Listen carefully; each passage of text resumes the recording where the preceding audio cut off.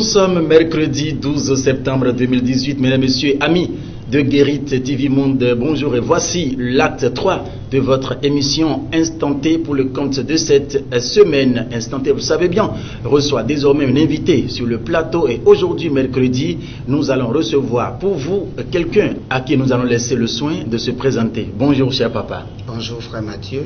Merci de vous présenter aux amis internautes et téléspectateurs de Guérit TV Monde. On m'appelle Maouti Jean Nestor, je suis pasteur, responsable du ministère évangélique d'intercession et de délivrance des âmes.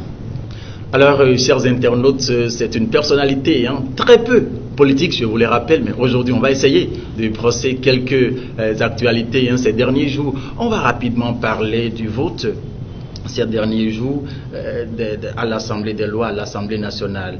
Quelle interprétation religieuse peut-on faire de la façon dont les choses évoluent aujourd'hui à l'Assemblée nationale? Vous savez, la démocratie, c'est le jeu des tests. Et si vous comprenez ça comme ça, tout le reste est facile à comprendre et à analyser. Vous savez aussi, nous sommes dans les derniers temps, et la Bible dit qu'au dernier temps, les choses seront difficiles et les hommes seront défaçonnés. Et ils seront fanfarons, hautains, amis de l'argent, et j'en passe. Vous lirez tout ceci dans 2 Timothée chapitre 3, à partir du verset 1er jusqu'au verset 7. Quand je rapporte un peu ce qui se passe dans notre pays, je retrouve simplement que les hommes sont défaçonnés et je me demande même s'ils ont une boussole. Parce que la conscience n'est plus le maître mot, mais plutôt les intérêts. Je vous rappelle, chers internautes, amis téléspectateurs, que c'est un pasteur. Nous avons avec nous, raison pour laquelle vous allez constater la citation de certains versets bibliques qui certainement permettront à notre invité d'appuyer ses argumentaires. Alors, s'il vous plaît, revenons sur ce plateau. Le vote du nouveau code électoral, il y a cela quelques jours en arrière, quel est votre point de vue? Vous savez, toute loi est discriminatoire. Il n'y a pas de loi au monde qui ne soit pas discriminatoire. Quand Dieu dit, si vous n'êtes pas saint, vous n'entrerez pas dans mon royaume, c'est déjà discriminatoire. N'a-t-il pas créé tout le monde? Il n'y a pas de loi au monde qui ne soit pas discriminatoire. Voilà. Donc dire que ce code est discriminatoire, je crois que c'est peut-être faute d'ignorance que les gens le disent.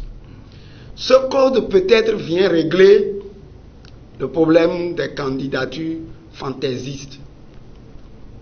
Parce qu'il faut avoir désormais de l'argent pour être candidat. Ce code peut-être élimine les jeunes, d'accord, mais est-ce que le jeune qui n'a pas travaillé devrait aller à la politique? Il faut qu'il travaille d'abord. Donc je pense que ce code règle un certain nombre de problèmes. Mais comme un code ne peut pas régler tous les problèmes, certainement il en crée d'autres. Qu'est-ce qui vous le fait dire? Écoutez, nous avons fait 28 ans, non, de démocratie.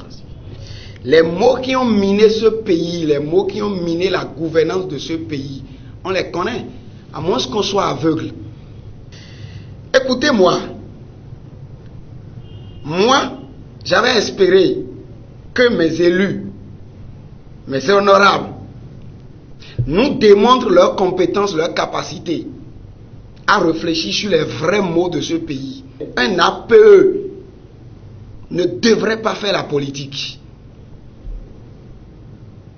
Et le code devait me régler ça. Écoutez, en campagne électorale, allez dans l'administration. Les gens désertent les bureaux. Mais nous les payons. Ce code devait me régler ça. C'est sur ces points que je dis le code est médiocre. Ça, c'est une insuffisance que vous relevez comme ça? Oui. En 2016, j'étais dans un ministère parce que je devais rencontrer une autorité. Je l'ai appelé, il m'a donné rendez-vous. pour 8 heures. Je me présente à 8 heures. Le gars ne vient qu'à midi. Et il vient même à midi, il demande à ses collaborateurs, vous faites quoi ici? Vous n'êtes pas en train de mouiller le maillot? Je dis, mais ce monsieur, il marche sur les pieds ou bien il marche sur la tête.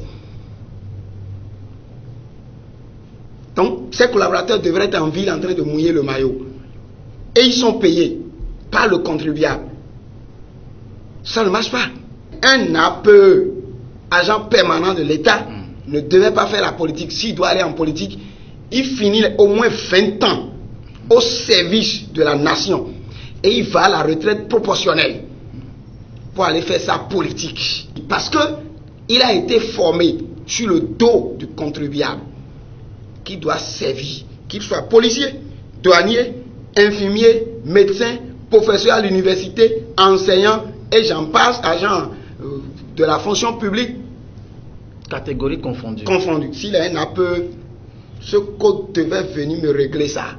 Mais je dis, si on veut que ce pays se développe, un ministre en activité ne devait pas aller en campagne.